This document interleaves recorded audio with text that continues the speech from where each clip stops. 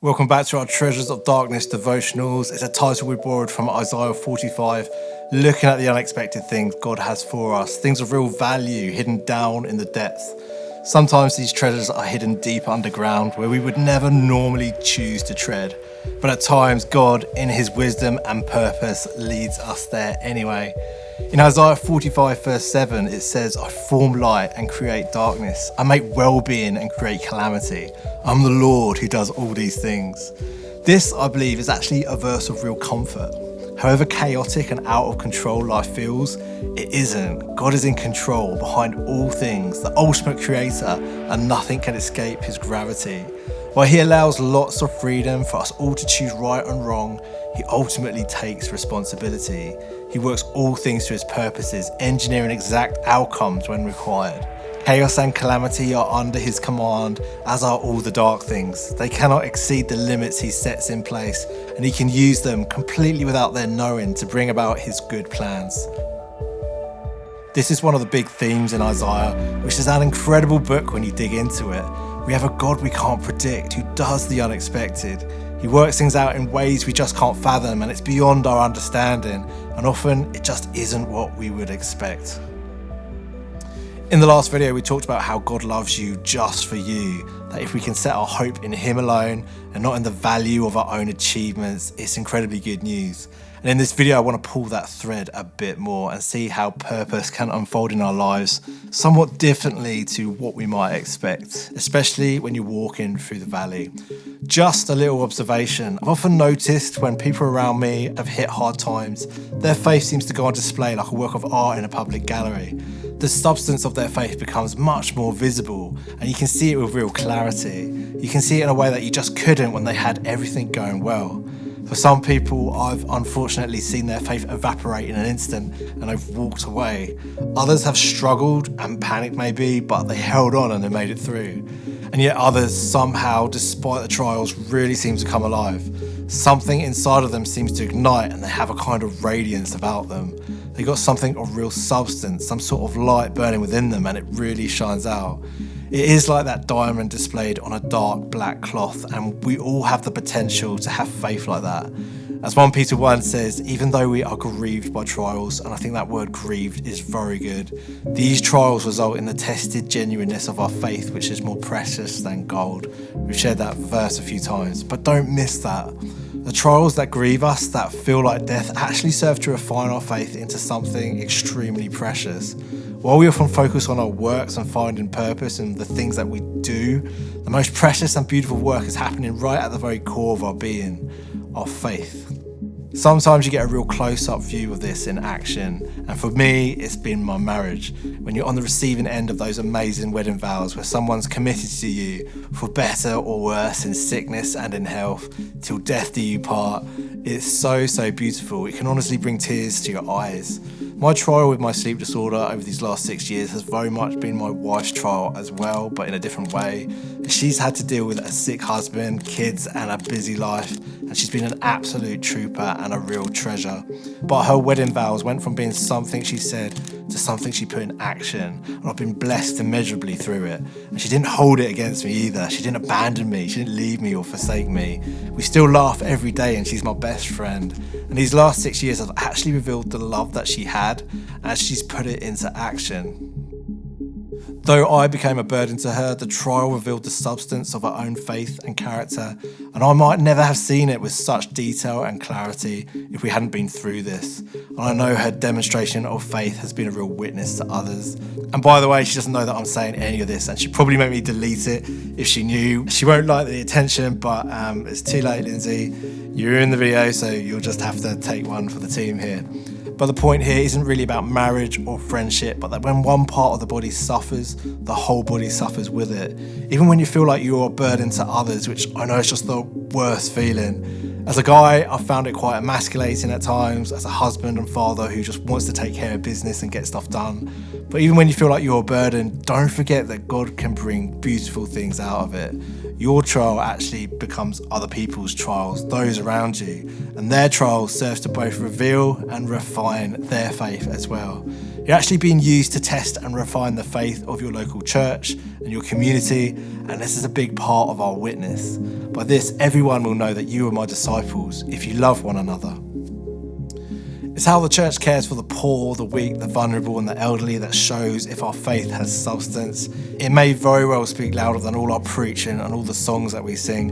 And I have to remember to be humble in this. While we'd all prefer to play the part of the hero, the strong person who makes a difference, I may instead be the person who's in need. And why shouldn't I be? And that's a big question. Why shouldn't I be? Am I too good for that?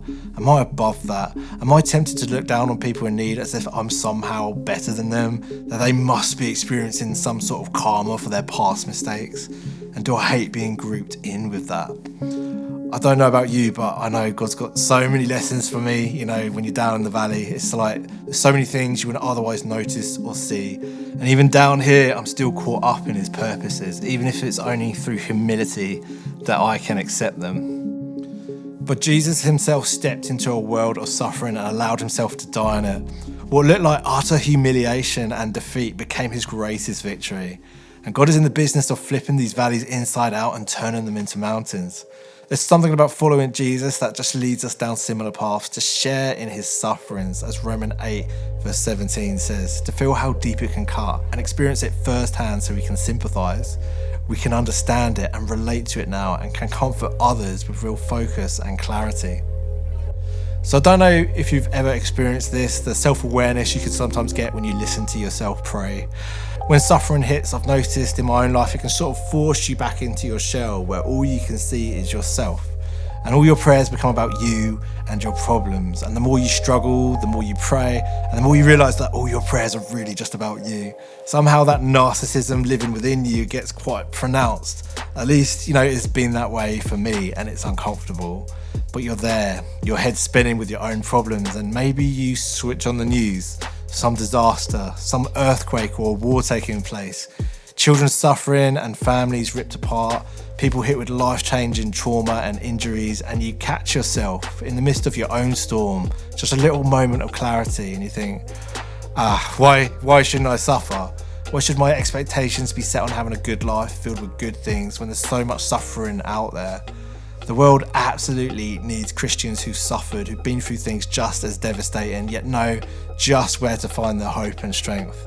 The world needs suffering saints much more than it needs comfortable Christians.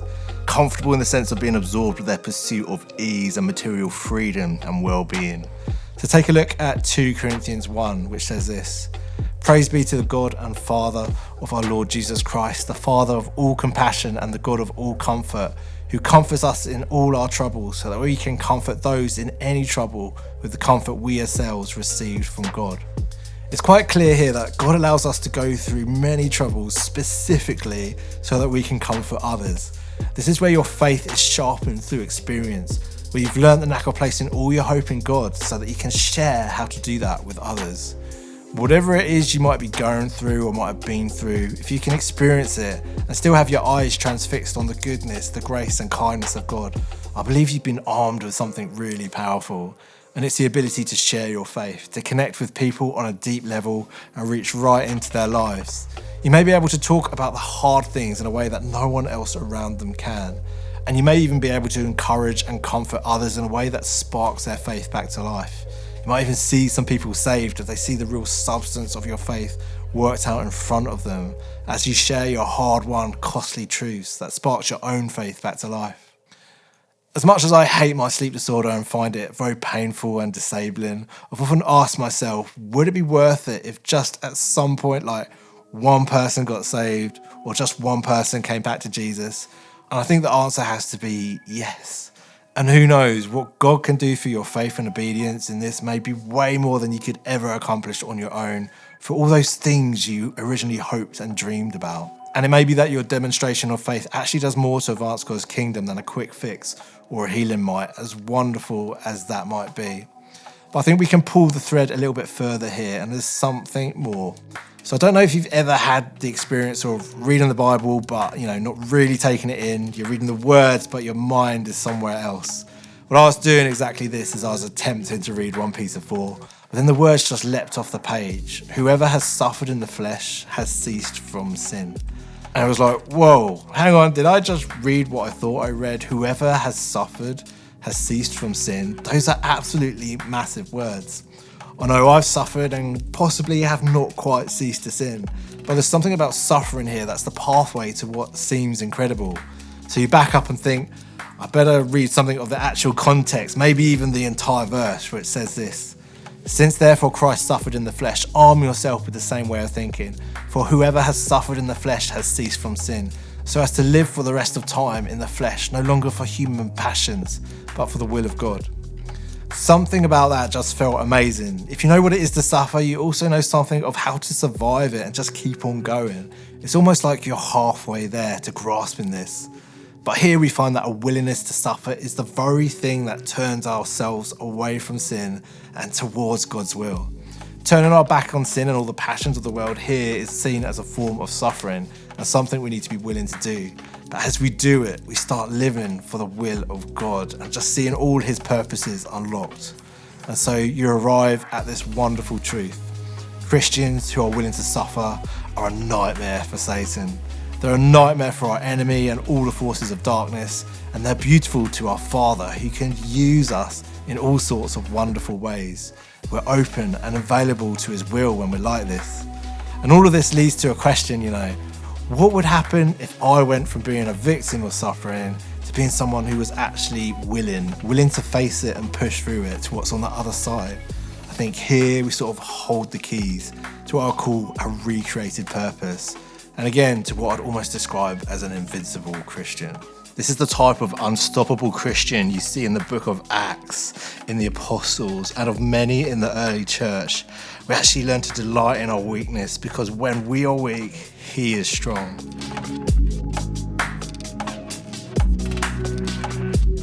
Okay, as ever, if you want discussion questions for a life group, you can find them on screen now. And if you're watching on a TV, you can actually just scan this QR code to take you directly there. And we've got 2 more sessions, so hopefully I'll see you in the next video.